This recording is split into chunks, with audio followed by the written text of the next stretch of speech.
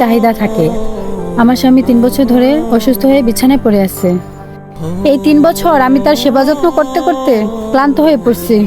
কি বললি? 3 বছর তুই তোর স্বামী সেবা যত্ন করতে করতে ক্লান্ত হয়ে পড়ছিস?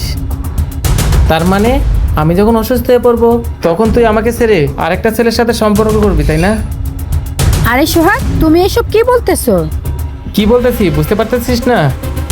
যে নারী স্বামী সন্তান নিয়ে সুখে সংসার করে তাকে বলে সুখী নারী। আর যে নারী স্বামী সন্তান থাকা সত্ত্বেও অন্য ছেলের সাথে সম্পর্ক করে তাকে কি বলে জানিস?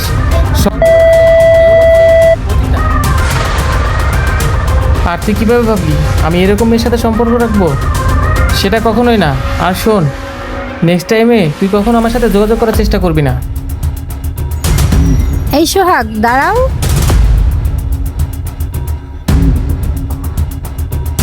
দেখো সোহাগ, তোমার সাথে আমার 2 বছরের সম্পর্ক, এটা তুমি অস্বীকার করতে পারো না।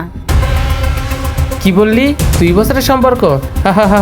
আরে যে মেয়ে তার 8 বছরের সন্তান রেখে অন্য ছেলের সাথে সম্পর্ক করতে পারে সে সম্পর্কের কি বোঝে? আর তোর মতো মেয়ের সাথে সম্পর্ক ভাঙতে আমার বিবেকে একটুও বাজবে না। সর সামনে থেকে।